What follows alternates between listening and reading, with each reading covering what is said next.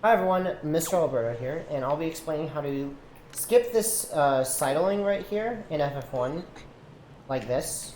We're going to be skipping this with an item slide, but we're not going to be using sword, because at this point in the speedrun, we haven't gotten sword yet. If we did have sword, this would be really simple. We would just item slide backwards, and then we would just hold up, and we would just slash the sword. And so, the way, the reason I made it here was when you go off an edge in this game, you keep your speed for 1 frame. And so if Link has enough speed, he will be able to, in 1 frame, because he loses his speed the frame after, he will reach this point right here, or will get stopped by this wall, and then he'll perform a mid-air jump, and he can reach here. He'll only jump if he has positive speed, but when you slash your sword, you have positive speed. So that's how that works, but we don't have sword yet. We don't get sword until later. I only have sword here because I gave myself sword for explanation.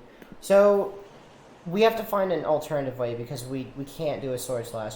The method this is going to be using is going to be exploiting a certain thing where if you hold one direction, then you hold the other direction, Link does a quick turnaround. And you see he does a skid there. I'll be explaining that later, but this quick turn-on method is useful because we could be moving in one direction backwards, and then we could fling our momentum in the other direction. And so we're going to be using that right here, but there's a problem. If we do it with negative speed like this, say, okay, let's just fling this way. That looked like it was going to work, but he didn't jump because you can't jump with negative speed. And that's a problem because positive speed, you'd be facing the opposite direction, because when you have positive speed, this is positive speed, Link faces the direction he's moving in. With negative speed, I just converted to negative, he faces the opposite direction. And so we need to be facing this direction when we fling. So instead we're going to be using, we're going to be holding target, and we're going to be holding backwards. And so when we hold target, we're going to be able to prevent Link from turning around, and we can get him moving backwards with positive speed. And so we're going to be getting positive speed, holding backwards, and then this works, but the problem is you have to move the camera because you cannot hit up. It works if you hit down, left, or right, but you can't hit up because he will do a skid, like this.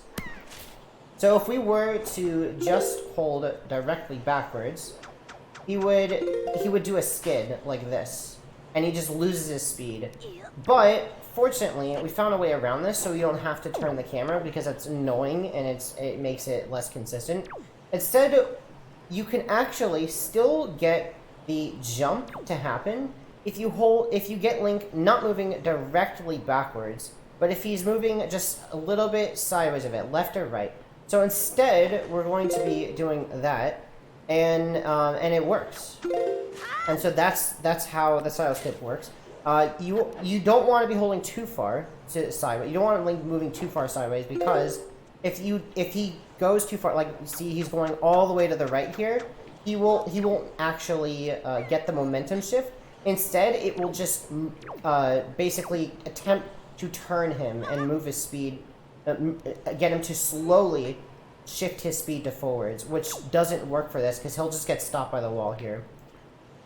So that explains how Sidle skip works. Now I'll give the inputs and how to do it. So after you climb up here, you want to turn around and pull grappling hook, and then you want to item slide backwards. You want to hold down, pause, and then up ESS and unpause. Now I'm sliding, and you want to aim the dot. See how I'm aiming it? Just dead smack in the middle of that ledge that we're trying to get to. And then now that we have some speed, we're going to convert to positive, because when you item slide, by default, you charge negative speed. So to convert to positive, we're going to hit down, and because converting to positive, the way to do that is you just hold in the direction that you're traveling. So now we have positive speed, but now we want to get the correct down right angle. And this is kind of precise, but not really. It's just a little bit right of down. And so once we have that angle, we're going to hold target and keep holding that down right angle. And so we want to hold target in that angle for a little bit, because when you hit target, you're going to fling to the right. And so Link is not automatically going to be moving in the correct direction. You have to wait. It's a it's a couple of frames. He shifts very, very quickly to moving down and a little bit to the right. And so once he's moving, now you can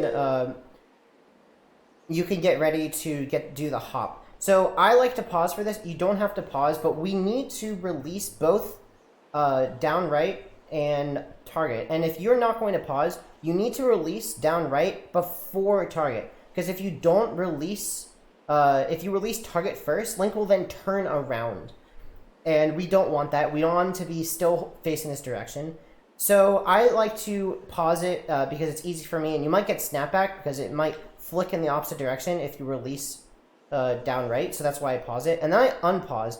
And then you want to wait at least a frame of holding nothing. Not target, not ZL, not down right. And then you want to hit up and then press the grappling hook button. You want to make sure that you wait at least one frame of holding nothing and not holding target. Because if you're holding target, so if you, after unpausing, you just held up out of unpause, you would actually convert your speed to negative. So it would look like this.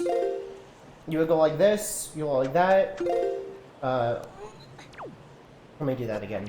It would look like this.